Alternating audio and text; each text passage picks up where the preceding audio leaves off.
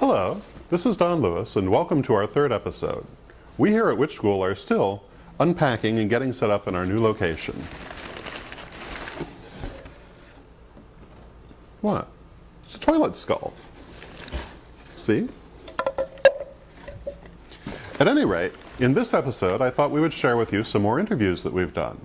Just before we started our move, we went to INATS, the International New Age Trade Show held in Colorado. And while we were there, we were able to get some very interesting interviews. Our first interview is with two executives from Llewellyn Publishing. Everybody knows about Llewellyn, but very few people have a human face to put to the company. And we were lucky enough to speak to two of their members, and we'll bring you that interview, as well as an interview with Morning Glory and Oberon Zell. I hope you enjoy them. I'm Alison Aidan. I'm the publicity manager for Llewellyn. And I'm Elysia Gallo. I'm the acquisitions editor for Witchcraft, Paganism, and Magic. We're at INATS, the International New Age Trade Show, which is held every year in Denver. And I forget how many exhibitors. I think about 600 to 1,000, I think. I'm not sure. I'd have to check my numbers on that. And there's a variety of authors, entertainers, vendors, publishers, book buyers that come every year to the show to buy the top products in the New Age category.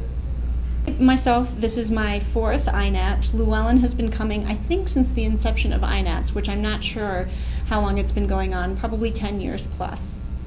This is my first time. So Alison, Elysia, what do you think of INATS? Are you enjoying it? Well, it's great. Got a lot of different products here, a lot of people selling a lot of different kind of things, and people are very friendly, which is usually the case at any kind of the more pagan gatherings that I go to. I'm used to those, and it's the same friendly, laid-back vibe. There's nothing real businessy about it. And Alison, let me ask you, since you've been here for several, did you see any changes? A little bit. Traffic seems to be down a little bit, especially in the book selling market. There's been several independent bookstores that have gone under, and there's the retail market is pretty hard right now. While the economy in some places is okay, I think for niche marketers it's really tough out there. At the same time, I do see some of the stores that have been on the scene for a while get stronger every year and have new people come in and kind of rethink their mission and so forth. And this show is really important for us to have that face-to-face connection with booksellers, especially for us, booksellers and gift retailers that specialize in New Age or Wiccan, pagan, magic subjects. Sure, I can talk a little bit about the history of Llewellyn. Llewellyn is America's largest and oldest New Age publisher.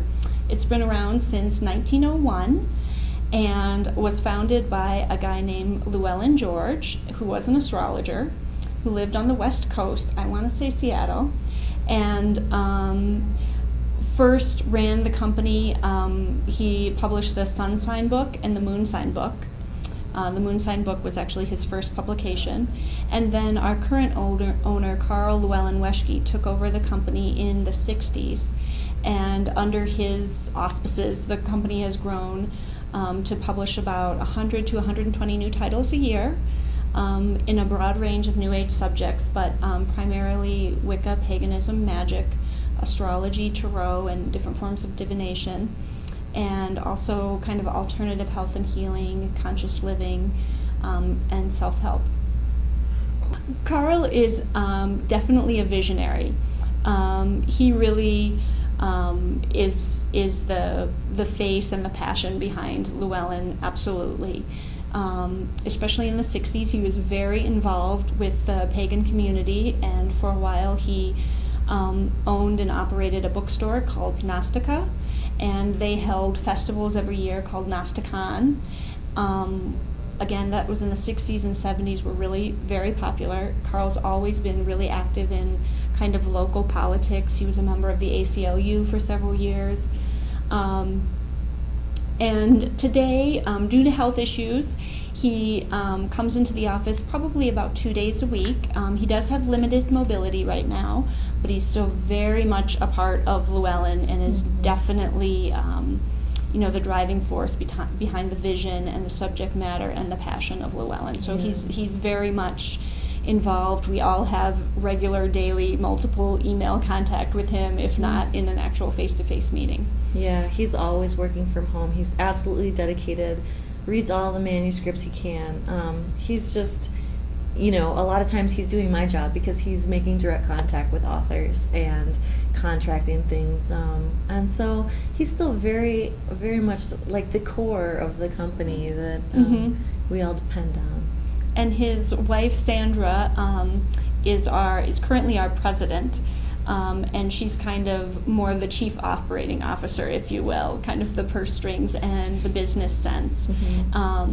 And like we say, Carl is still a grand font of knowledge and the visionary really behind Llewellyn. Yeah, and he knows everything about everything. Yeah. You can ask him anything and he'll go off for, a half an hour if you let him. And he's got a lot of great old stories about people back in the day, you know. So he's a really great person to talk with, and just in general. Absolutely. We could talk a little bit about the publication process. There are submission guidelines on Llewellyn's website, which is www.llewellyn.com, and Llewellyn is Llewellyn. A lot of people trip over this.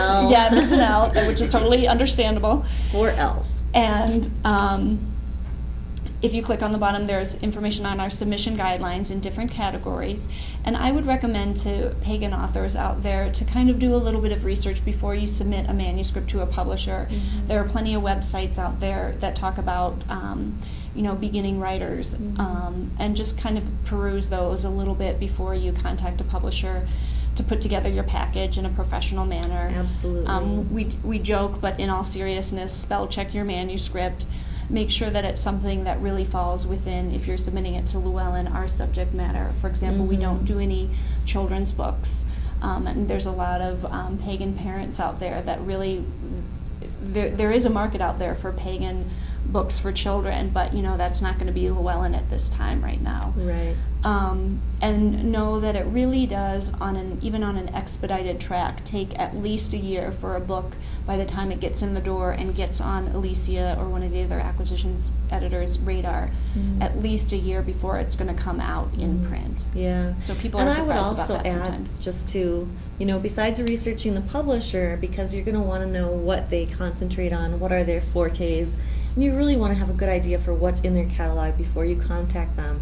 But besides that, check out their submission guidelines, because everybody has slightly different guidelines for how they want things submitted. For example, we do not want submissions on email. That's a no-no, because there's no way that we'll ever find them,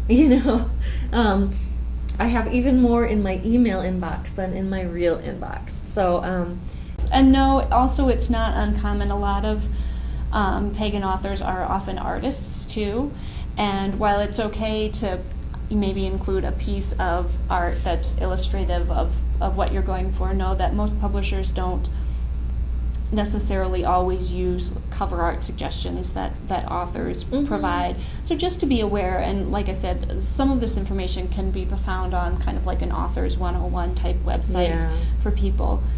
But if you want any materials returned, you need to include a self-addressed stamped envelope, and it's amazing the number of people who don't do that, and they call us looking for their manuscript or their materials, and sorry, so look into that kind of thing before you mail away your treasures to us. Maybe we could talk a little bit about, are there particular subjects within Wicca, paganism, and magic that are kind of popular right now? Well, popular right now, that's... Or of interest, maybe. Of interest. I think that what we're really seeing in the Wiccan pagan community is that there's too many 101 books. We're really not looking for those. We're not looking for your Book of Shadows either.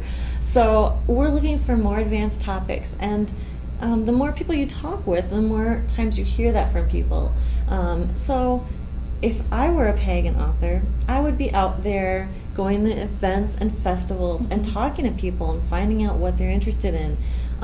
If you have a particular subject of knowledge, then start giving workshops about it. See what the response is from people, whether they're really into it or they could live without it. I mean, you really have to do a lot of your own research in this field, but definitely has to be something that's going to be more meaningful to people who've already been practicing for several years. Thank you very much. I hope you enjoyed our interview with Alison and Elysia as much as we enjoyed doing it. Now we will bring you our interview with Morning Glory and Oberon Zell in part 2 of this program.